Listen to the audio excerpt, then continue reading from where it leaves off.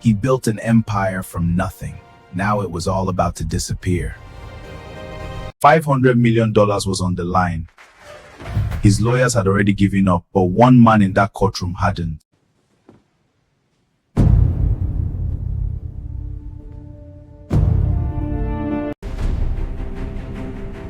The Johns. What were those 3 words? The gavel came down so hard the whole courtroom flinched. "Order," the judge said. But nobody heard him. The noise was already rising like a wave. Tobias Adebayo sat perfectly still. He was 44 years old. He had built a company from nothing.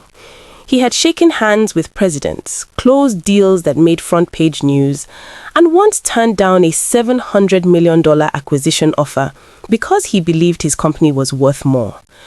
And now, sitting in that courtroom on a grey Tuesday morning in October, wearing a navy blue suit that cost more than most people's monthly rent, Tobias Adebayo looked like a man who had already lost.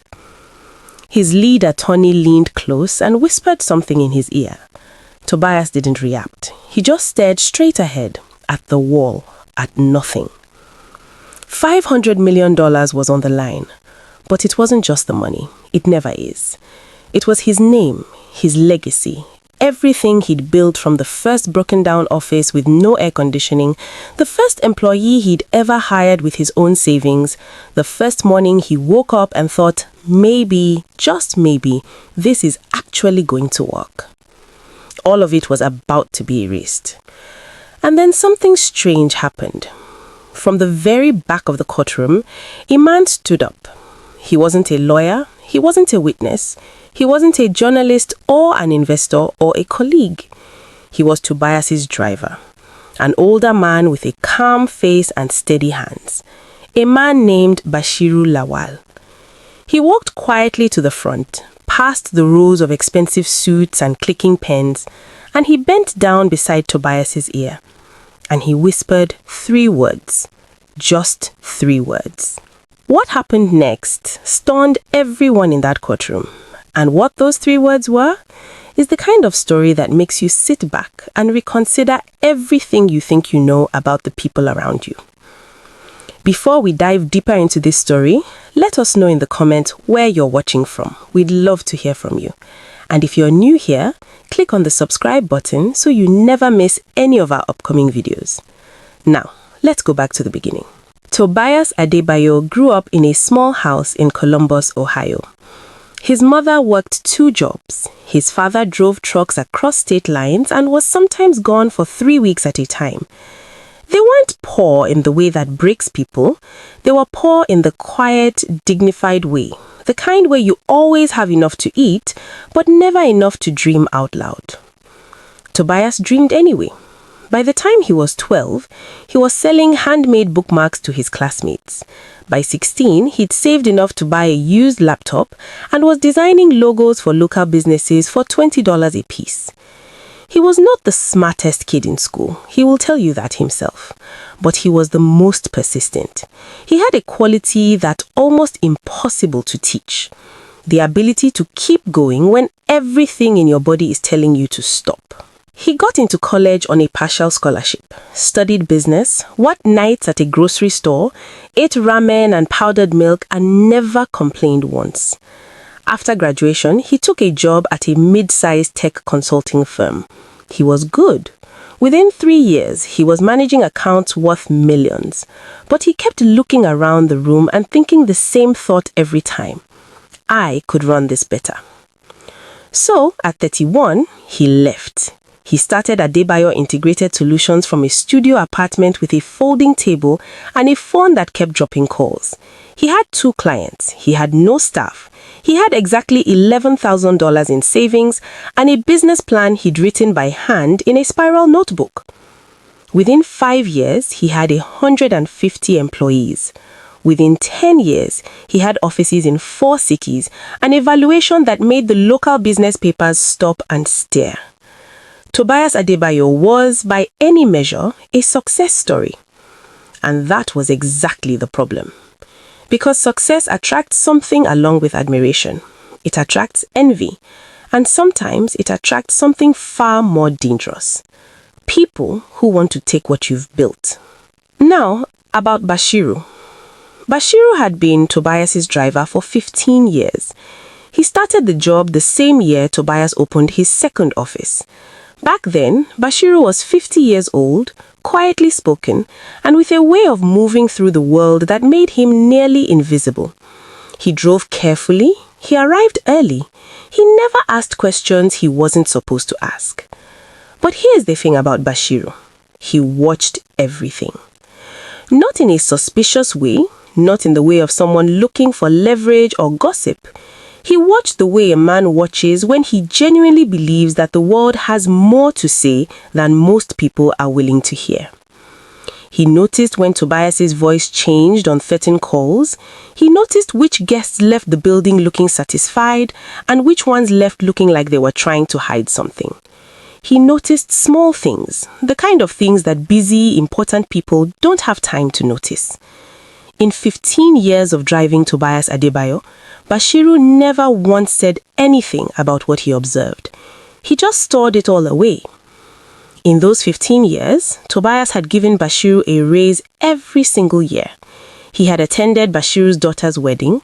He had sent a car for Bashiru when Bashiru's mother passed away because he knew he would not ask for the day off. He treated Bashiru the way a person treats someone they quietly respect but would never quite know how to say that out loud. Their relationship was built on loyalty and silence. But silence, it turns out, holds a great deal of power. Now, you need to understand who Kunle Akinwale was. Kunle was everything Tobias was not, at least on the surface. He was loud where Tobias was measured. He was charming in a room full of strangers. He met Tobias at an industry conference 9 years before the trial, and the two of them struck up a conversation that went on for 3 hours and ended with them shaking hands over a partnership neither of them had planned to make that evening. For 4 years, they were unstoppable together. Kunle brought connections and charisma. Tobias brought discipline and strategy. Their companies worked together on several high-profile contracts, and for a while, it seemed like the kind of business relationship that people write case studies about. Then, something shifted. Tobias never quite pinpointed when it happened. Later, he would say it was gradual, the way a river changes its course slowly, almost imperceptibly, until one day you look down and realize the water is going somewhere completely different. Kunle started arriving late to meetings. He started making decisions without consulting Tobias. He started introducing himself at industry events as the real architect of our shared projects. Tobias let it go the first time, the second time, the third time. Then the contract came. It was a government infrastructure deal worth $230 million, the biggest contract either of them had ever touched. It required both companies to work together as joint partners. It required shared access to financial records, internal project data, and proprietary processes. They got the contract. And then 6 months later, Kunle pulled out of the partnership. He cited creative differences. He cited mismanagement.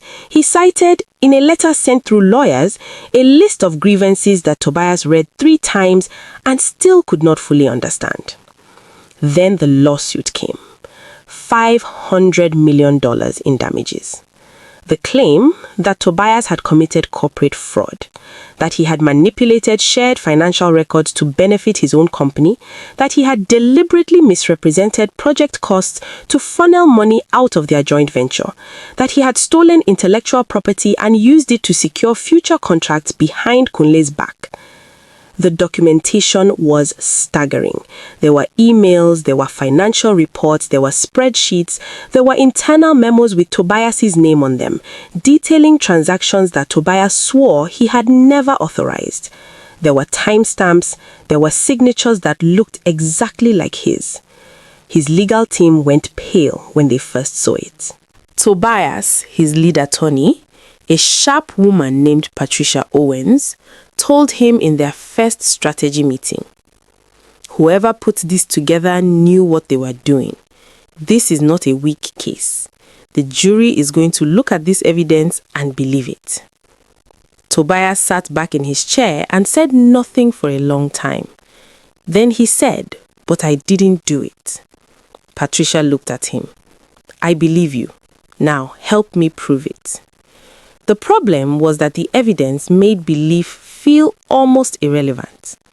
The trial started on a Monday in early October. The courtroom was full. Media had been following the story for months.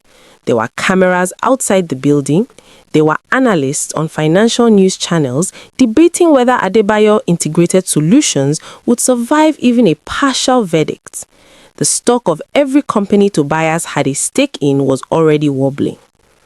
Kunle Akinwale sat across the room with his legal team, 3 of the most expensive attorneys in the state. He wore a grey suit and an expression of patient confidence, like a man who had already seen the end of the movie and was simply waiting for everyone else to catch up. Tobias noticed that expression on the very first day. He didn't understand it yet, but he noticed it. Day 1 was opening arguments. Kunle's Zizuid attorney, a tall man named Gerald Whitmore, who was known for making juries feel personally betrayed on behalf of his clients, stood up and gave a 30-minute opening statement that was, by all accounts, devastating. He painted a picture of a calculating, cold businessman who had used a trusted partnership as a vehicle for personal enrichment.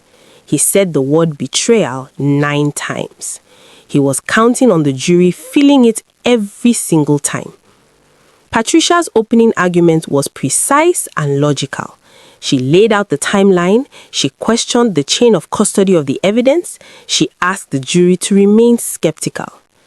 But logic and skepticism are hard to hold on to when the story the other side is telling is more emotionally compelling.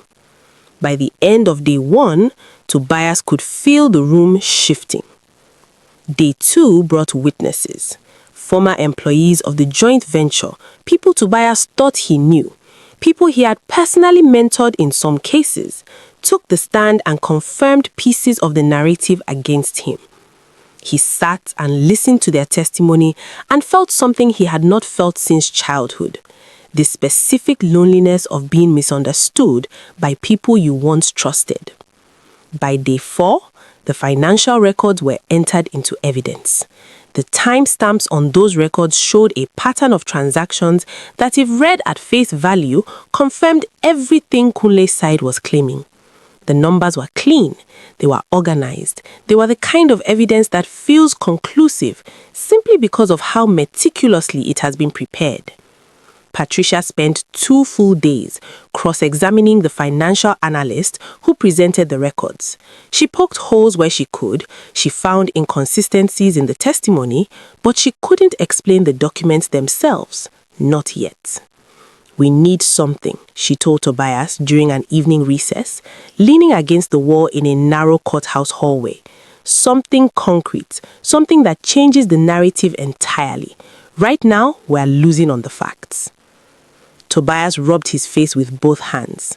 "I've gone through everything. I've gone through every record, every email, every file we have. I can't find what they are working from." Patricia nodded slowly. "There's something we're missing, something in the original documents." Tobias said, "I know, but neither of them knew what it was." Day 7 was the worst. Kunle took the stand. He was composed, he was articulate, he was above all convincing. He spoke about the partnership with a tone of genuine sorrow, as if recounting the death of something he had loved.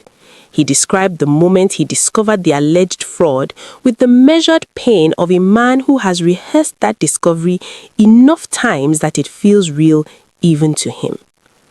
When Gerald Whitmore asked him to walk the jury through the financial discrepancies, Kunle did so with the precision of a professor. He used a large digital display, he pointed, he explained, he paused at the right moments. 2 jurors were leaning forward, 3 were taking notes. Patricia's cross-examination was aggressive and skilled. She caught Kunle in 2 small contradictions: the date of a particular meeting, the name of an employee involved in one transaction. Kunle acknowledged the errors calmly and offered explanations that sounded plausible. The jury did not look shaken. After Kunle stepped down, Patricia leaned close to Tobias and said very quietly, "We are going to lose this if we don't find something today." Tobias looked at her. "What do you need?" "Something that breaks the evidence. Something that proves these documents aren't what they appear to be." Tobias said, "I've been saying that from the beginning." Patricia, "I know, but saying it isn't enough. We need proof." Tobias went back into the courtroom for the afternoon session. He sat in that chair and listened to 2 more hours of testimony. An accountant who said the numbers were irrefutable, a former project manager who said he had personally witnessed Tobias redirecting funds, and he held himself together like a building holds together in a storm, by sheer structure with nothing to spare. That night, he sat alone in his office on the 14th floor. The city was below him. Lights everywhere, life going on as normal, indifferent to the fact that somewhere up here, a man who had built something real was trying to figure out why real wasn't enough. He called his mother. She picked up on the second ring. She always did. "How are you holding up?" she asked. He told her the truth. Not well. There was a pause. Then she said, "Tobias, you remember what I used to tell you when you were little and something at school went wrong?" Tobias thought about it and remembered. "You used to say, don't let them write the ending." "That's right. Don't let them write the ending." Another pause. "Who is the one person in your life who has never steered you wrong?" Tobias thought about it. He thought about lawyers and advisors and investors and partners. He thought about people with credentials and titles and track records. And then, for a reason he couldn't quite explain, he thought about Bashiru. He thought about 15 years of early mornings. He thought about the quiet rides. He thought about the way Bashiru had once, without being asked, covered Tobias with his own jacket when Tobias had fallen asleep in the back seat after a 20-hour day. He thought about how Bashiru had never told anyone about that. He hung up the phone. He sat for a long time with that thought. The next morning, day 8 of the trial, he arrived at the courthouse 30 minutes early. Bashiru pulled up to the curb at precisely 7:45, the way he always did. Tobias got out of the car and stood there for a moment. "Bashiru," he said, "is there anything at all, that you have observed over the years that you have never told me about Kunle or his team?" Bashiru looked at him carefully. He seemed to be weighing something. "There is one thing," he said. "I have been thinking about whether to say it." Tobias said, "Tell me." And that was when Bashiru told him about the night before the contract signing, about the assistant, about the words she spoke into her phone, assuming no one was listening. He told him everything. By the time he finished, Tobias was standing on the courthouse steps in the early morning cold, completely still, and the recess had not even begun yet. If you're still watching up to now, type "I'm still here" in the comment section, because what's about to happen next, nobody in that courtroom saw coming. The recess was called at 2:17 in the afternoon. Tobias walked out of the courtroom alone. Patricia had her phone pressed to her ear before she'd even reached the door. Her other attorneys were huddled in conversation. The gallery was buzzing. He found a bench in the marble corridor outside and sat down. He was not a man who cried easily. He had not cried at his father's funeral. He had not cried when his company nearly went under in its 3rd year. He had not cried when his marriage ended quietly and amicably, and with the specific sadness of 2 people who still liked each other, but had simply grown into different shapes. He sat on that bench and looked at his hands and thought, this is it. Not the lawsuit, not the money. He thought, this is the moment where everything I tried to build proves it was never really solid. He thought about his mother working those 2 jobs. He thought about the folding table and the $11,000. He thought about the 150 employees who had once trusted him enough to build their lives around what he was building. He sat there for a long time. He didn't hear Bashiru approach. He never did. That was Bashiru's way. He arrived without announcing himself, like a thought that comes to you just when you need it. Mr. Adebayo. Tobias looked up. Bashiru was standing there, hands folded in front of him, expression quiet and steady, the way it always was. Bashiru, Tobias said, you shouldn't be in here. I know, sir. They let me in because I've been driving you here every day. The security officer, he recognized me. Tobias almost smiled. You're going to get me in trouble with the judge. Yes, sir, probably. Bashiru sat down carefully on the bench beside him. He was 65 years old. His knees bothered him in cold weather. He sat the way old men sit when they are being deliberately, consciously patient. They were quiet for a moment. Then Tobias said, "It's going to go against me." Bashiru said nothing. They've built a perfect case. I don't understand how, but they have. Everything lines up. All the evidence points. Mr. Adebayo, Bashiru said. Tobias stopped. Bashiru was looking at him with an expression he hadn't seen before. Not sympathy. Something more focused than that. May I ask you something? Tobias nodded. That government contract, Bashiru said. The infrastructure deal, the big one. Tobias looked at him. What about it? Do you remember, Bashiru said slowly, the night before you signed the final agreement, I drove you to Mr. Akinwale's offices. Tobias thought back. Yes, you were in there for 4 hours. You came out at 11:45. I remember because I had just finished a phone call with my daughter. Bashiru, what? When you came out, you were carrying a folder, a red folder, and you said something to me. You said, Bashiru, I need to go back to my office. Something in these documents doesn't sit right. Tobias went very still. Do you remember that? Yes, I remember that night, but we ended up not going back. You asked me if it could wait until morning, and I said it probably could, and then I forgot about it. We signed the next day. Bashiru nodded. Yes, you signed at 9 a.m. in the morning. He paused. But whatever bothered you that night, sir, whatever it was that didn't sit right, he let the sentence hang. Tobias was already sitting differently on that bench. Something had changed in his posture, in his expression. The fog of defeat was clearing, replaced by something sharper, something urgent. What did you notice, Bashiru? Tell me exactly. It is not what I noticed, Bashiru said carefully. I drove Mr. Akinwale's assistant home that same evening. She was there late. She said something I didn't understand at the time. She said, I hope the system doesn't flag the new entries. She was on the phone. She didn't know I could hear her. Tobias froze. New entries, he repeated. Yes, sir. A silence stretched between them, taut as a wire.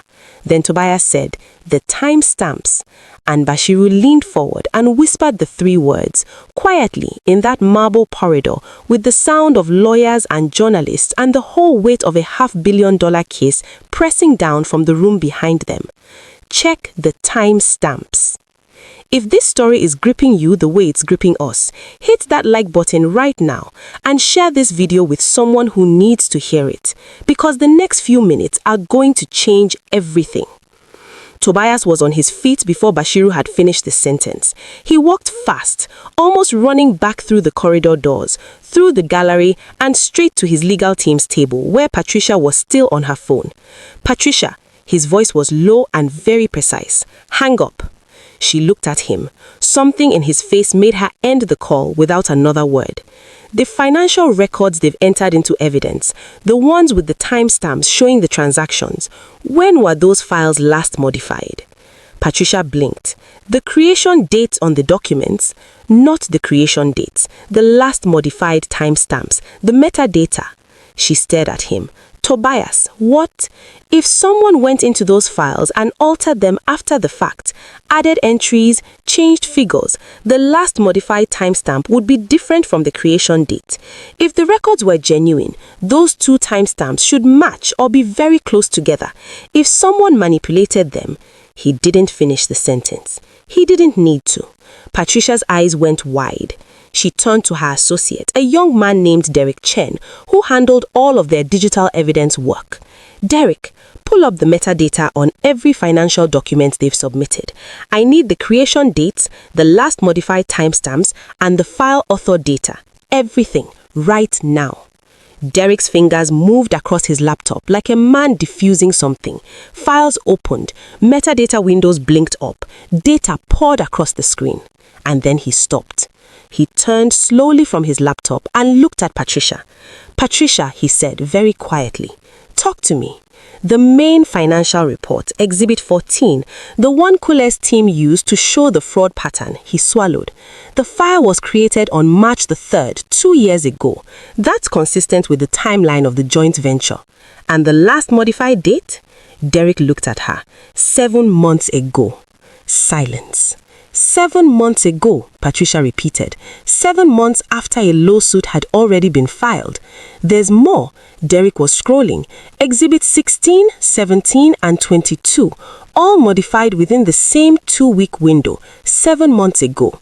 The author metadata on the modifications is masked. Someone used an anonymizer, but the timestamps are there, clear as day. Patricia turned to Tobias. Tobias was standing completely still. They built the case, he said softly. They built it. After the fact, the documents they're using as evidence, those are fabrications. They went into the original files and altered them. They created a story and then made it look like it had always been there. Patricia was already straightening her jacket. We're going back in, she said. The judge called the court back to order at 3:15. Kule's legal team had no idea what was coming. Patricia Owen stood up and addressed the court with a calm that filled the entire room like something solid.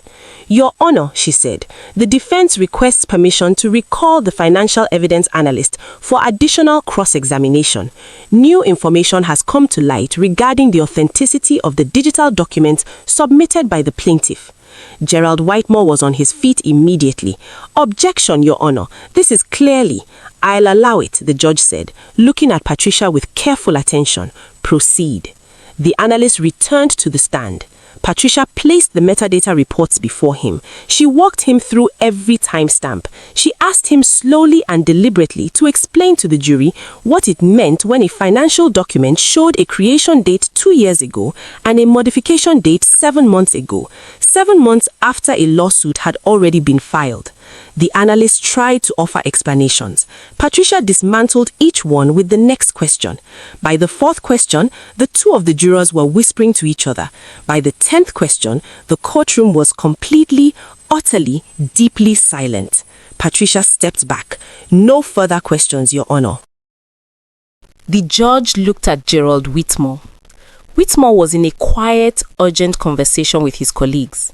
For the first time all week, the patient confidence on Kunle's face had changed into something unrecognizable. The judge called a brief recess to review the metadata reports. He reviewed them for 24 minutes. When he returned, he looked at both tables with an expression that left no room for ambiguity. In light of this new evidence, the judge said, this court finds sufficient cause to believe the authenticity of the plaintiff's submitted financial document is materially in question. We will be appointing an independent forensic digital analyst to review all submitted exhibits. Whitmore tried to speak. Mr. Whitmore, the judge said, sit down. The forensic review took 4 days. What it found was unambiguous. 17 of the 24 financial documents submitted by Kunle Akinwale's legal team as evidence of fraud had been modified after the lawsuit was filed. 7 of them had been modified by someone accessing the files from a server linked to a consulting firm that Kunle had quietly hired 8 months before the trial. The fraud was not Tobias's. It was Kunle's. Not the original business fraud. Not the allegations in the lawsuit. The fraud was in the evidence itself.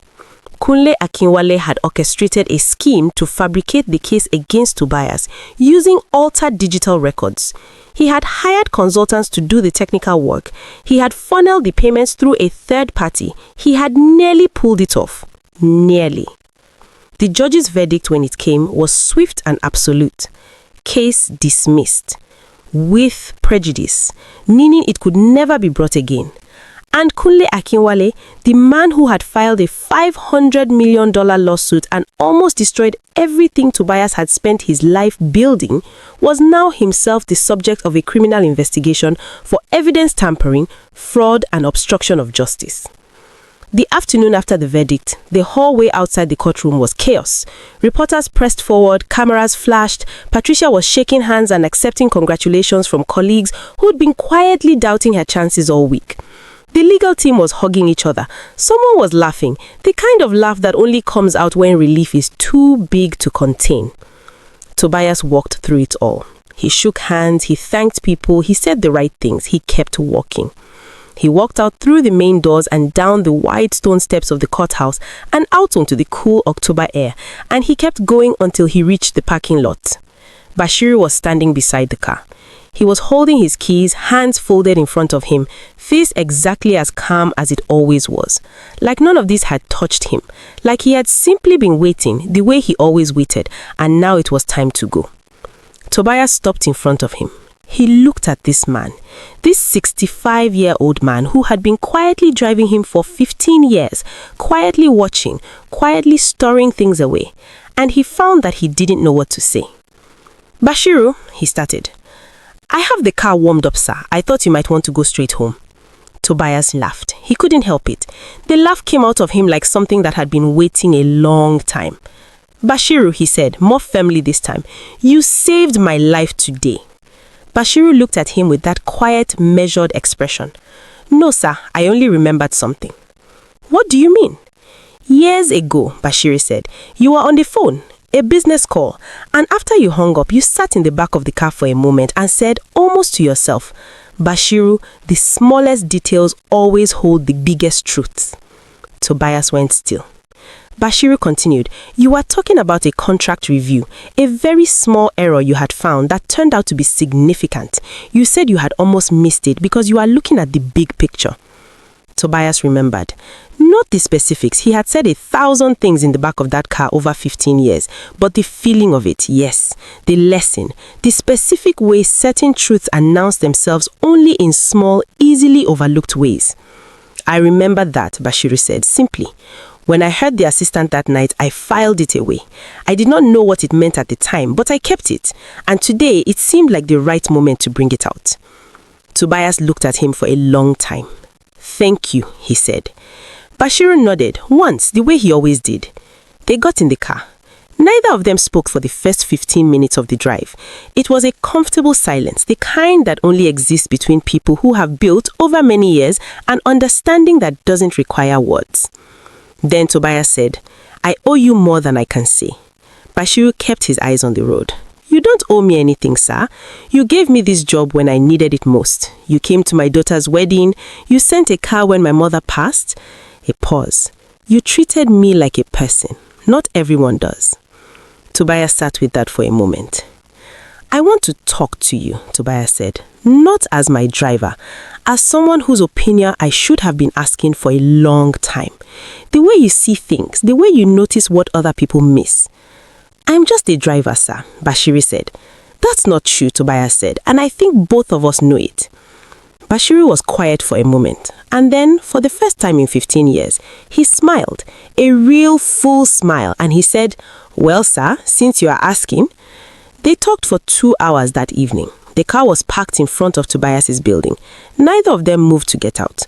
Bashiru spoke slowly, carefully, the way a man who speaks when he has been waiting a long time to be asked something wants to be sure he gets it right.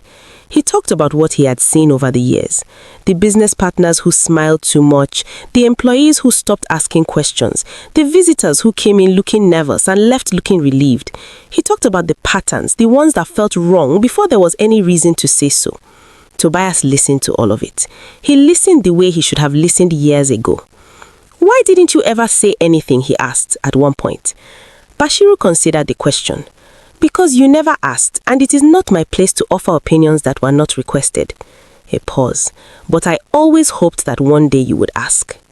"You should have asked," Tobias said. "Yes," Bashiru said very simply, "you should have."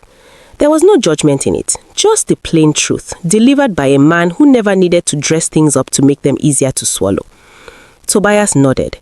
He had spent 15 years paying for expertise he could find in directories. He had spent 15 years ignoring expertise that was sitting 5 feet away from him every single day, separated by nothing but a glass partition and a set of assumptions neither of them had ever questioned. Later, looking back on the trial, Tobias Adebayo would describe it as the most clarifying experience of his life. Not because he'd won, but because of what the winning had taught him. He had spent years building systems and strategies and structures. He had spent years surrounding himself with the most credentialed, the most expensive, the most visibly impressive people he could find. He had assumed, in the way that busy and successful people often assume, that wisdom lived in the loudest rooms. And then a quiet man who had never asked for credit or recognition leaned forward in a marble corridor and handed him the one piece of information that changed everything. Tobias restructured his company after the trial. He created what his team jokingly called the Quiet Council, a small group of people whose job was not to generate ideas, but to observe, to notice, to report back not on what looked right, but on what felt off. Bashiru did not join it. He had no interest in meetings or titles, but Tobias gave him a different kind of recognition, the kind that actually meant something. He gave him a letter, handwritten, describing exactly what Bashiru had done and what it had meant. He had it framed. Bashiru put it in his living room. His daughter called Tobias the day it arrived. He doesn't show things to people, she said, but he showed everyone who's come to the house. Because the truth is this, the world is full of Bashirus, people who have watched carefully for years, people who have noticed the things that other people are too busy or too proud or too comfortable to see. People who know in the deep and quiet places that careful observation builds exactly where the cracks are. And the tragedy is that most of the time, no one ever asks them. Tobias Adebayo almost lost $500 million, his company, his legacy, and the life's work of a man who had started with a folding table and $11,000. He nearly lost all of it until a 65-year-old man with careful eyes and steady hands leaned forward and whispered 3 words. Not because he wanted recognition, not because he was looking for a reward, but because he had spent 15 years watching a man he respected build something worth protecting. And when the moment came, he was ready. Check the timestamps. 3 words, that's all it took. And sometimes that is all it takes. The biggest truths really do live in the smallest details. The most important voices really are the quietest ones in the room. And the people we overlook, the drivers, the cleaners, the assistants, the ones who show up early and leave late and never ask for anything, are sometimes the only ones who actually see everything clearly. Never underestimate the quiet people in your life, because the day you need them most, they are already ready. If this story moved you, if it made you think about the quiet people in your own life, share it with someone who needs to hear it today. Drop a comment below. What is the biggest lesson you are taking from Tobias and Bashiru's story? We read every single one. Hit that subscribe button and the bell icon so you never miss another story like this. Every week, we bring you stories about wisdom, justice, resilience, and the unexpected heroes who change everything. Your next favorite video is already waiting for you. We'll see you there.